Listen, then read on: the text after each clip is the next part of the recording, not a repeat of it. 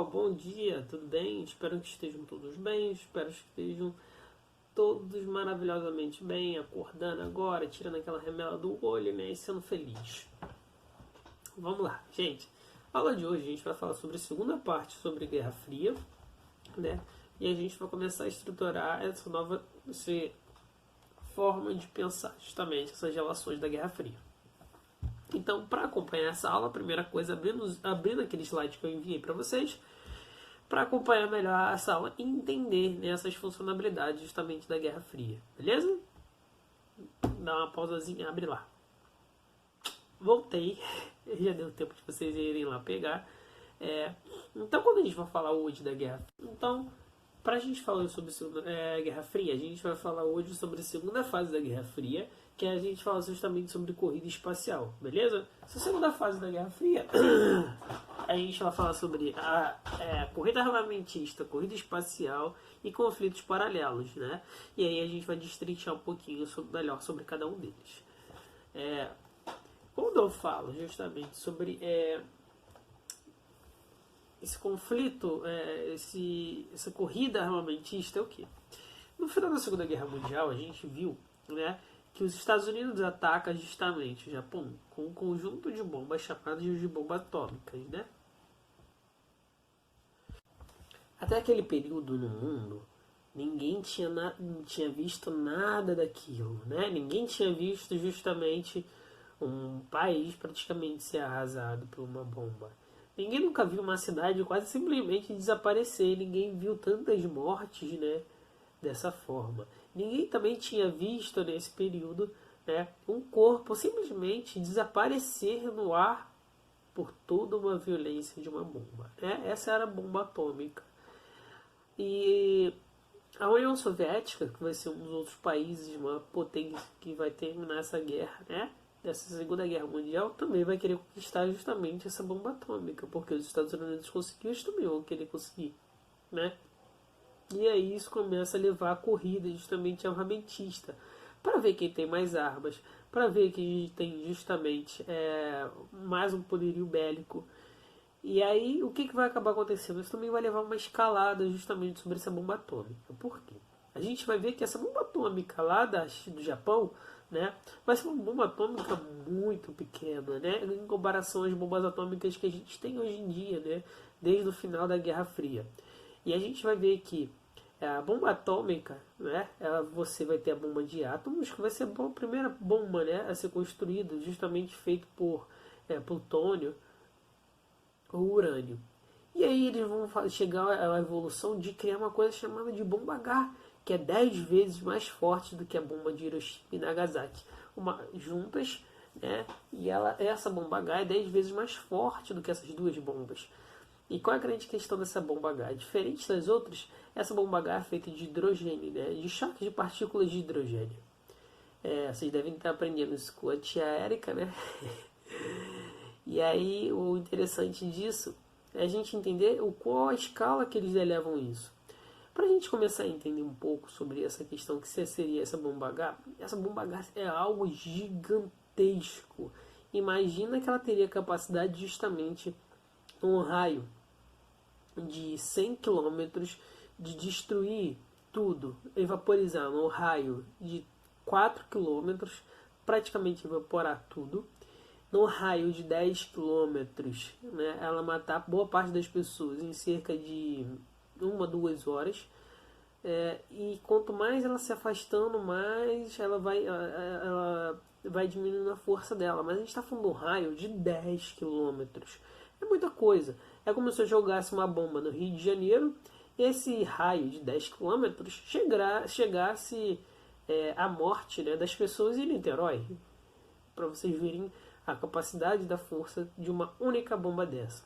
Porém, a gente vai ver que nesse período da corrida armamentista vão ser criadas dezenas de bombas justamente igual a essa, tanto pelos Estados Unidos quanto pela União Soviética.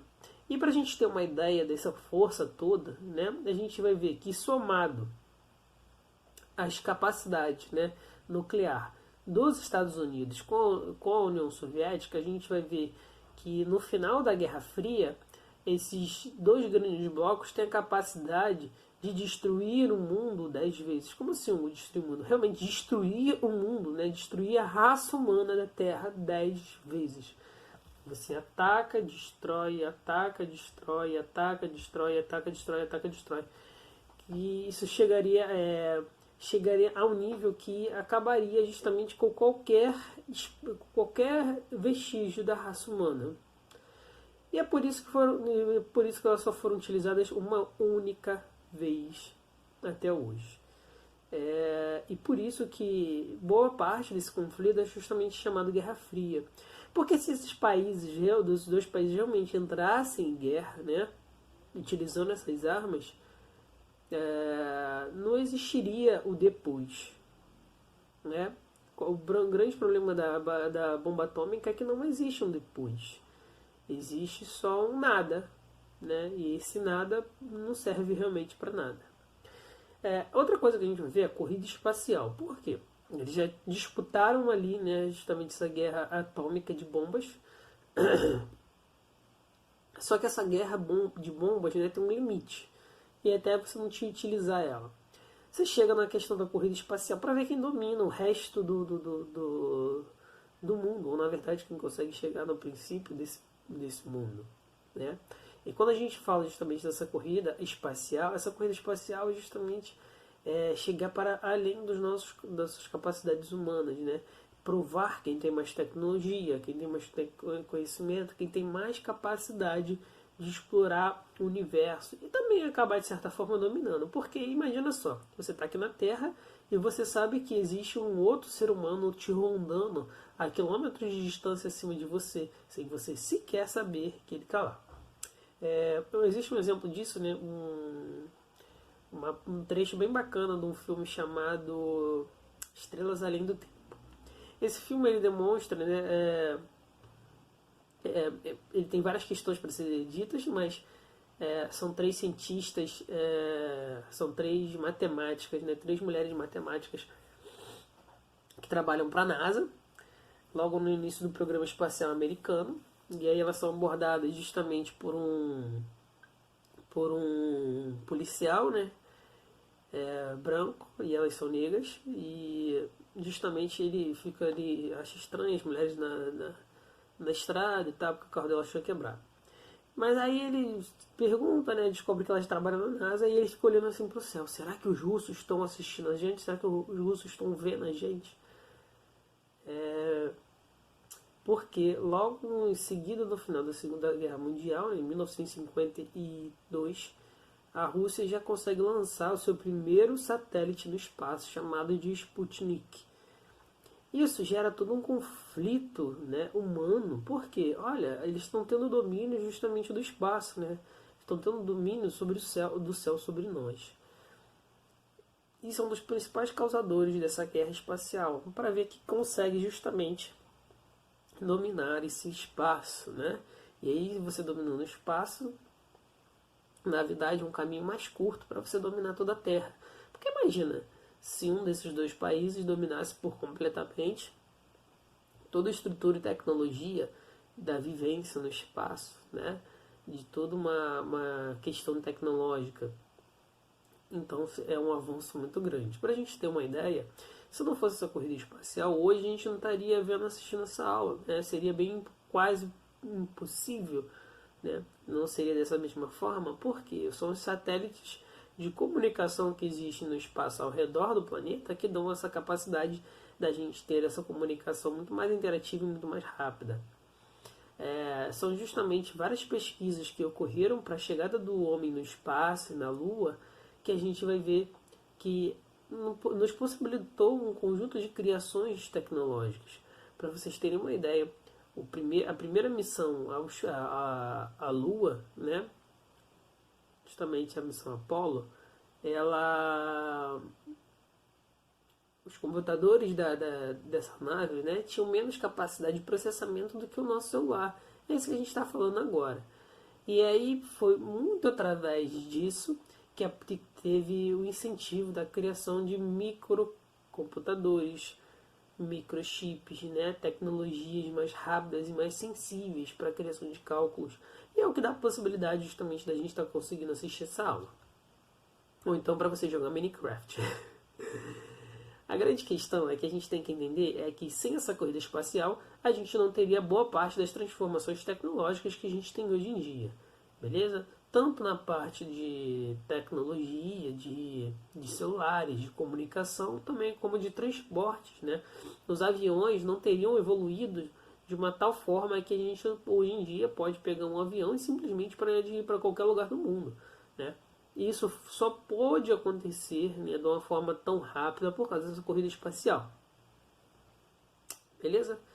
Outra coisa que a gente tem que falar é sobre esses conflitos paralelos ocasionados justamente por esses dois grandes blocos, né? Então, como vai ser esses conflitos paralelos? Esses conflitos paralelos, a gente vai ver que vai ser, por exemplo, né, a guerra do Vietnã, a guerra da Coreia, conflitos na própria China, você vai ter também Cuba, e aí o que vai acabar, que você vai acabar tendo, né? Um conflito indireto entre o exército dos Estados Unidos e o exército soviético. Por quê? Na Guerra do Vietnã, quem forneceu boa parte justamente dos materiais feitos, dos materiais para o conflito, né, tanto do lado do norte quanto do lado do sul, do norte foi a União Soviética, do sul foram os Estados Unidos. Né? Então, dessa forma, guerreava com o outro, não nos seus próprios territórios, né?